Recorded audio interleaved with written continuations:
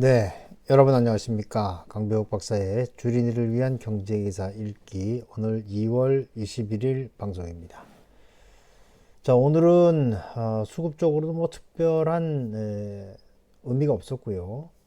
그러면서 지수는 강보합 이렇게 마감이 되는 상황이었었는데 오늘 이제 21일이니까 2월 1일부터 20일까지 무역수지 통계가 발표가 됐는데요. 일단 무역수지 적자는 계속 이어지는 그런 상황입니다.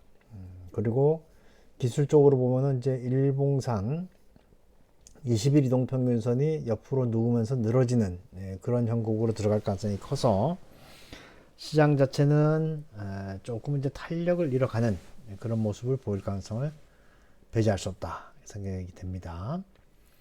자, 먼저 시장 끝난 상황들 하나씩 보도록 하죠. 자, 지수는 3.8포인트 올랐습니다. 2458. 그리고 코스닥은 4포인트 올라서 793. 모처럼 790포인트 위에 올랐다고 이야기하고 있는데 크게 의미를 두기는 좀 어려울 것 같은 생각이 들고요. 외국인이 194억을 샀지만 기관이 918억을 팔았는데 금융투자가 2100억을 팔았어요. 그러니까 제가 금융투자의 매매는 믿을 게 못 된다. 이런 얘기들을 제가 계속 드리고 있는 것이죠. 수급에 대해서도 이 주체들 간에 어떤 역학관계가 있는지를 정확하게 알지 못하면 그냥 신문에 떠드는 그런 얘기에 따라서 흔들 가능성이 크다 이렇게 보면 될 것 같고요. 원달러 환율은 1원 40전 올라서 1295원 90전에 마감이 된 그런 상황이 됐습니다.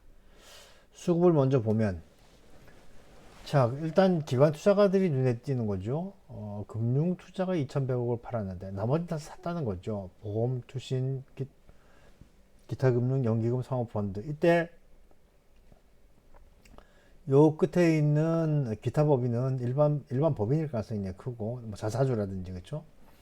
상호펀드 같은 경우에는 저기 그 자산운용사의 상호펀드를 얘기하는 거고 연기금이야 뭐 여기 보면 이제 국가라고 하면 이제 우정사업본부가 들어가 있죠. 투시는 말씀드린 바와 같이 그 개인들의 주식형 수익증권에 대한 가입과 해지 이런 거에 따라 움직일 가능성이 크다는 것이죠. 그래서 중요한 것은 외국인이 제일 중요하고요. 그리고 연기금, 그리고 뭐 나머지 이렇게 보시면 될 것 같습니다. 업종별로 보면은 외국인 투자가들은 뭐 매도 매수한 것이 좀 엇갈리게 되어 있네요. 그렇죠? 오늘은 조선주들이 또 좀 좋은 그런 상황을 보였었고 2차전지도 물론 좋았습니다. 기관 투자가들은 IT 쪽을 집중적으로 매도를 하는 그런 모습이었습니다. 자, 차트를 보면은 이렇게 돼 있단 말이에요. 근데 20일 전 걸 보면은 19, 20 여기잖아요. 여기 지금 도지형 그쵸? 그러니까 결국은 이제 하나, 둘, 셋, 뭐 그게는 이제 내일, 모레만 되더라도 21선의 기울기가 옆으로 확 누워버린단 말이에요. 이렇게 되면 시장에 탄력이 떨어지는 그런 모습 볼 수 있는 거죠. 주봉도 60주봉에 계속 눌리고 있고 월봉도 60개월봉에 그냥 딱 달라붙어 가지고 변화가 없는 그런 상황인 것이 좀 안타깝다. 우리 모처럼 코스닥도 한번 볼까요? 코스닥 같은 경우에는 일봉상 뭐 많이 치고 올라왔군요. 주봉을 보면 60주봉에 딱 올라왔는데 뛰어넘어갈 수 있을지는 뭐 거래를 좀 더 봐야 된다는 생각이 듭니다. 시가총액 상위 종목들 보면은 삼성전자, SK하이닉스, 삼성바이오로직 다 밀렸죠. 등락을 보면은 롯데케미칼이나 현대제철, 대우조선해양, 고려아연, 메리츠증권, 페노션, 금호석유, 현대건설.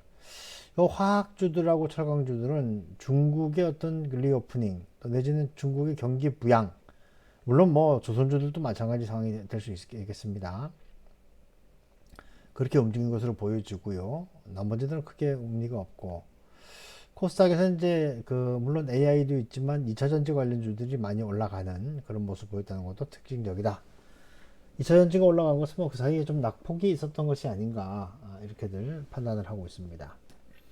테마 쪽에서는 금형, 몰드 베이스, 합성 수지, 합성 고무, 세멘트, 건설, 미디어, 조선 뭐 이런 거니까 다분히 좀 중국과 관련되는 그런 냄새가 많이 나는 것이죠.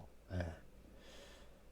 자, 그리고 해외 변수들을 잠깐 보면 어제는 이제 미국 시장이 휴장이었죠. 국제 원유 가격 크게 움직이지 않았고요. 예, 이쪽은 뭐 저기 미국의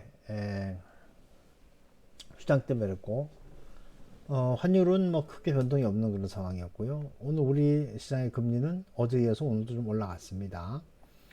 오늘 발표되는 주요 지표들은 이제 서비스업 PMI와 제조업 PMI 이거 이제 중요하다고 말씀드렸어요.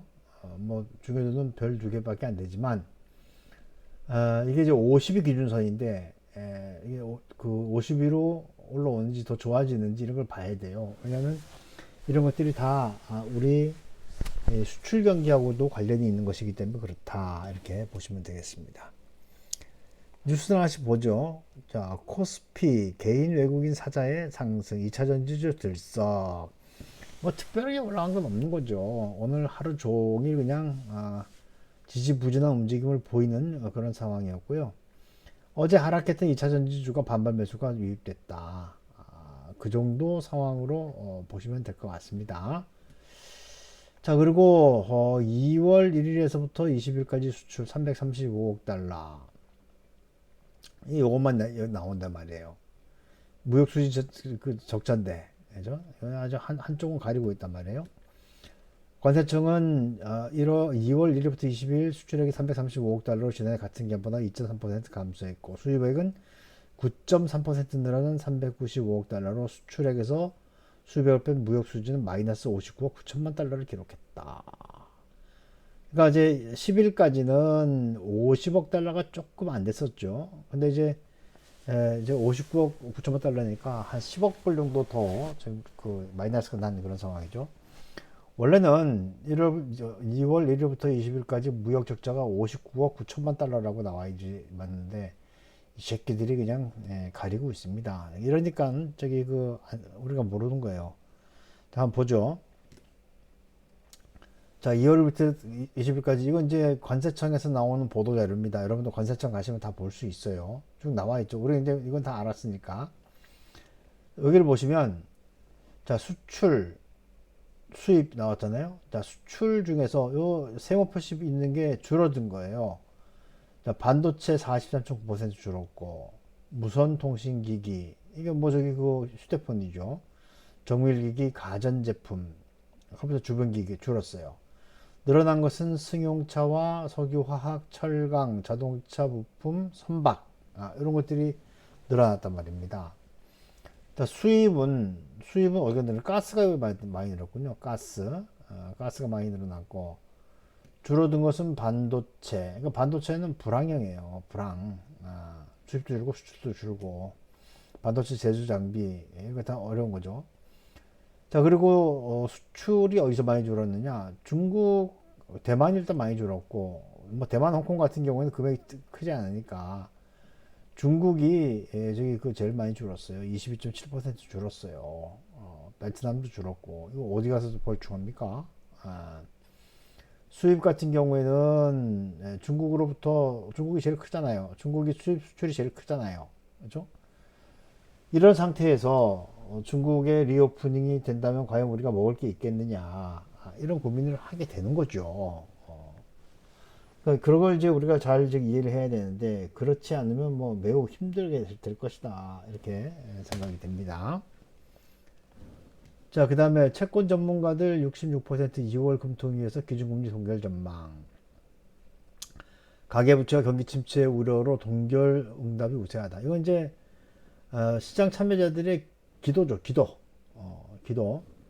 뭐, 저기, 바람이 저기 있는 건데, 한국은행도 답답하긴 할 거예요. 왜냐면 제가 계속 말씀드리지만, 우리는 부동산 공화국이다. 부동산 공화국에서 부동산이 깨지는 쪽으로 가진 않을 것이다. 나라를 팔아먹는 한이 있더라도, 아마 그렇게 될 것 같아요. 나라를 팔아먹으면 다 어렵지만, 부동산이 깨지게 되면 부자들이 더 크게 당하니까, 그죠? 나라를 팔아먹게 되는 그런 외환위기 상황이 오면 부자들은 좋아요. 그러니까 부자들이 좋은 쪽으로 정책을 펴나간다면 오히려 기준금리 동결하고 나라를 말아먹는 게 더 낫다. 이런 생각을 할 가능성이 크다고 봅니다. 이건 뭐 지금까지 행태가 그랬어요. 사실은 좀 더 올려가면서 부동산도 더 캄다운 시키고 해야 되는데 그런 것들이 쉽지 않다. 킹 달러가 부활하냐? 지속된 금값 하락세, 달러 인덱스가 좀 올라오고 달러 인덱스가 우리가 많이 올라왔던가요? 올라오긴 올라왔는데 이게 뭐 최근에 옆으로 늘어지고 있었는데 말이죠. 어찌됐든 이제 금값이 떨어지고 달러 인덱스가 올라오고 하니까 이 달러화가 다시 고개를 드느냐 뭐 이런 이야기를 하게 되는 거죠. 이래 되면 이제 환율이 올라가게 되니까 그러면 어디입니까? 한국은행에서 또 이 통화 정책을 펴는데 굉장히 어려움이 있을 수가 있지 않겠는가 이렇게 생각이 드는데 어떻게 되는지 보죠. 자, SM입니다. SM 13만 원도 넘긴 주가. 오늘도 뭐 주가가 올라갔던데 카카오 공개 매수 역공에 나서나 이렇게 얘기했는데 이건 이제 여러분들이 잘 아는 얘기죠. SM이 이게 처음에는 행동주의 펀드 얼라인 파트너스가 1.1%의 지분을 가지고 이제 이 간섭을 하기 시작했는데 그런데 이제 그때 이수만 씨 처조카 처조카를 비롯한 그 경영진들이 그쪽으로 붙었죠. 그래가지고 이수만을 공격을 하고 그러면서 이 공격을 할 때 카카오를 끌어들였죠. 그러다 보니까 이제 이수만도 황당하니까 그래서 이제 하이브한테 지분을 넘기고 그러면서 공개 매수 나서고 역공개 매수 하고 이제 그런 상황으로 갔는데 그건 이제 뭐 적대적 M&A가 지금 이제 진행 중에 있으니까 주가가 올라갈 여지는 있다고 봅니다만은 그거보다 이제 이 온라인 파트너스처럼 행동주의 펀드들이 왜 그럼 1.1% 찾느냐? 바로 여기 소수 주주권이라고 하는 것 때문에 그래요. 이제 오늘 마지막으로 용어를 좀 알고 갑시다. 우리 주식하려면 그걸 알아야 돼요. 그러니까 주주가 있는데 소액주주는 1% 미만의 지분을 가지고 있는 사람들이 소액주주고 소수주주는 1% 이상의 지분을 가지고 있는 사람들이 소수주주가 되는 거예요. 1% 권한, 3% 권한, 5% 권한 뭐 이렇게 이제 나눠지는데 자, 소수주주권은 한 주의 주주라도 행사할 수 있는 단독 주주권과 다르다. 이건 이제 소액주주죠. 일정 비율의 보유를 요건을 하는데 소수주주권에는 대표적으로 회사가 이사에 대한 책임을 추궁하지 않았을 때 주주가 회사를 대신해 소를 제기할 수 있는 주주 대표 소송 제기권이 있고 회계장부를 열람할 수 있는 회계장부 열람권이 있고 또 주주총회를 청구할 수 있는 임시주주총회 소집 청구권이 있고 검사인 선임권이 있고 그렇죠? 그 다음에 이사나 감사의 주주총회 의결로 해임이 가능한데 안 하실 경우에 이사 해임 청구권 이런 것들이 있고 그 다음에 이사들의 위법행위 유지 청구권이 있고 또 회사의 해산 판결 청구권이 있고 회사의 정리 절차 개시 청구권이 있고 등등 이게 이제 소수 주주들이 가지고 있는 권리예요. 근데 이게 이제 여기는 그 구분이 나와 있지 않지만 각각의 지분율에 따라서 행사할 수 있는 권한들이 다릅니다. 그래서 이제 소수 주주들이 뭉치기도 하고 아니면 소액 주주들이 뭉쳐가지고 서로 또 소수 주주권을 행사하기도 하는 거예요. 그런데 경제적으로 보면은 회사의 효율 이런 것들이 중요하죠.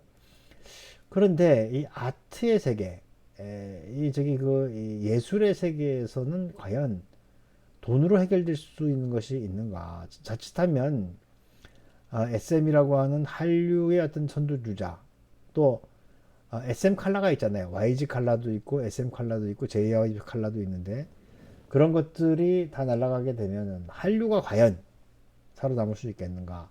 물론 주주들의 입장에서는 이수만이 빨대를 꽂고 쪽쪽 빨아가는 것을 용납하기는 어렵습니다. 하지만 그런 것들을 이렇게 저기 그 이 회사의 어떤 색깔을 뺄 정도의 어떤 저기 그 이 돈들이 들어가 버리면 그것도 문제가 될 수가 있는 거예요. 그래서 SM에 대해서 매매하시는 분들은 그냥 저기 그 이 공개 매수라든지 이런 거 이슈가 끝나고 나면 빨리 털고 나오시길 바라겠습니다. 잘못하면 회사가 날아갈 수도 있겠다. 뭐 하이브 쪽으로 간다면은 저기 그 새로운 저기 전기를 마련할 수가 있겠지만 만약에 하이브 쪽이 SM을 가져가는데 실패를 한다면 그러면 아마 우리나라 한류에도 큰 그 충격을 주지 않겠는가 이런 생각을 하게 됩니다. 자, 어쨌든 지수는 계속 말씀드리지만 지금은 저평가 국면 아니다. 그래서 지금은 뭐 뭐든지 적극적으로 매매한다든지 하실 때는 아니라는 말씀을 드리고요. 지금 뭐 유튜브 날리다 보니까는 뭐 3월, 4월 되면 큰 장이 온다는 이런 얘기를 한 사람들이 있는데 그거는 모든 것들이 다 여전히 이 변수들이 어떻게 움직이는지에 따라서 달라질 수가 있기 때문에 우리는 하루하루 쌓여가는 그 뉴스들을 정확하게 해석할 필요가 있겠다 이런 생각이 듭니다. 오늘 마치도록 하죠. 고맙습니다.